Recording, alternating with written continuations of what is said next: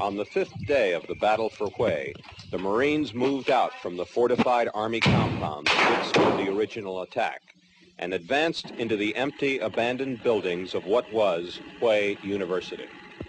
Hue, the ancient imperial city. It is to Vietnamese what Old Boston is to Americans, where many of its country's leaders are born or educated, where many returned to celebrate Tet a week ago when the fighting began, where many remain hidden in the unknown interior of the resistance.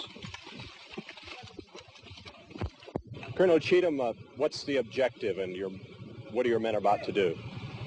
Well, I've got two companies here that are just about to clear the next 2 blocks up. I've got one company in this big building here that I guess it's the end of the Hue University, and they are going to start firing in support of Foxtrot Company, which will be going up this road here on the left and attempt to take a couple large wall buildings that are on up about 500 or 600 meters. What kind of fighting is it going to be? It's house to house and from room to room. Nope. Kind of inch by inch. That's exactly what it is. Had you ever expected to experience this kind of street fighting in Vietnam? No, I didn't, and this is my first crack at street fighting. I think this is the first time the Marine Corps has been street fighting since Seoul in 1950. And a little bit in Santo Domingo.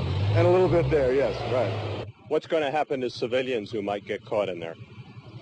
Well, we're hoping that we don't run into any civilians in there right now. If they are, I'm pretty sure there are civilians that are what we would consider the bad guys right now.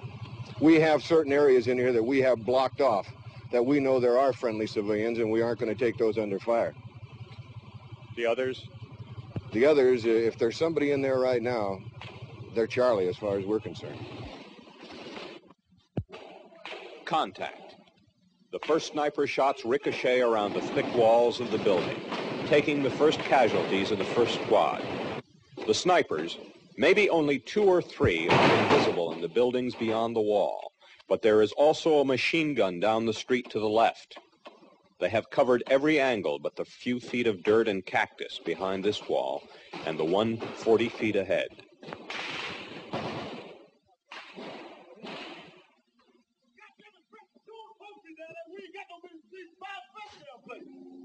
The platoon leader has called his men forward. There is to be an assault. First, a barrage of cover fire, and then a charge across the street.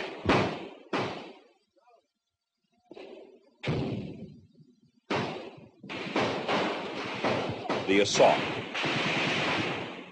But only one Marine runs forward into the fire. Expecting the others to follow, not looking back to find out, disappears behind the cover at the wall, and before long is shot and wounded.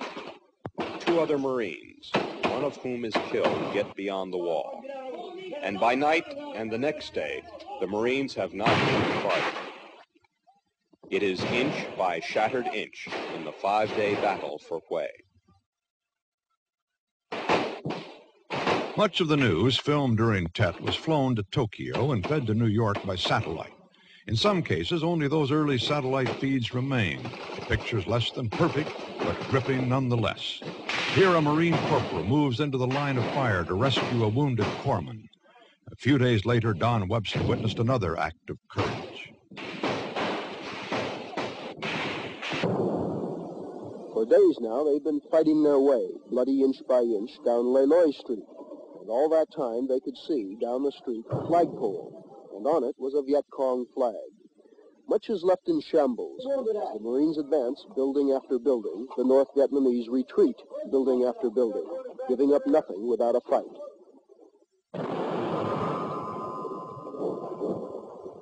Roger, that was some sort of rifle grenade. It came all the way through the building, hit over the line. Have you pushed forward? In the front ranks of the Marines, a man is suddenly wounded.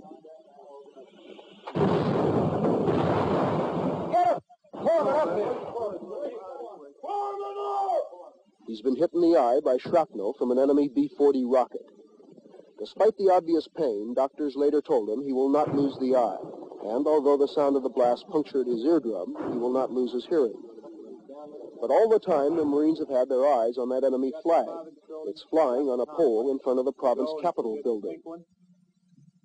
Got Charlie on the run behind him. They're cutting him down now. As soon as the pink one's secure, American flag goes up. Finally, the assault.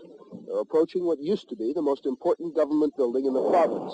Now, with no province government at all, it has no significance at all except for the flag in front. Will you let me know it's good enough to let Gabby Hayes run it up over?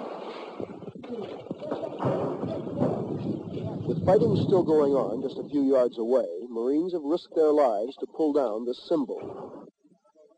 No one is quite sure where the American flag came from in the middle of a battle. Like so many things, when you need something, someone just happens to have it. There was no bugler, and the other Marines were too busy to salute, but not often is a flag so proudly raised. All right, give me this, then.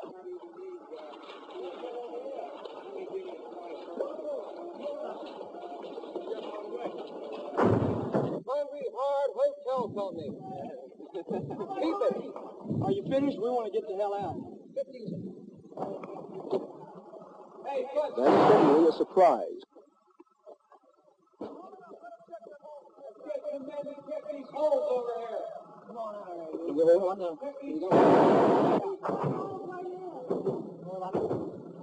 Stay alive.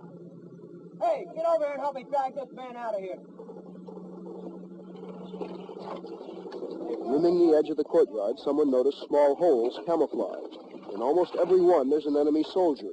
A few dead from the day's shooting, but some still alive. Others are not so lucky.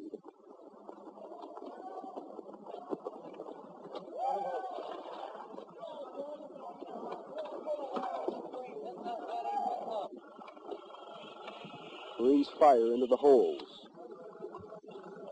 Another one is lucky. He stuck his arms out of the hole in surrender as the Marine approached, and he's pulled out alive and uninjured.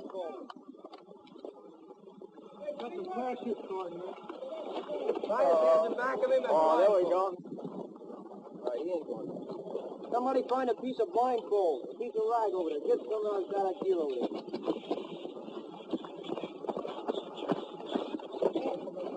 Hey, John! Oh, we get some of that clothing over there and make them...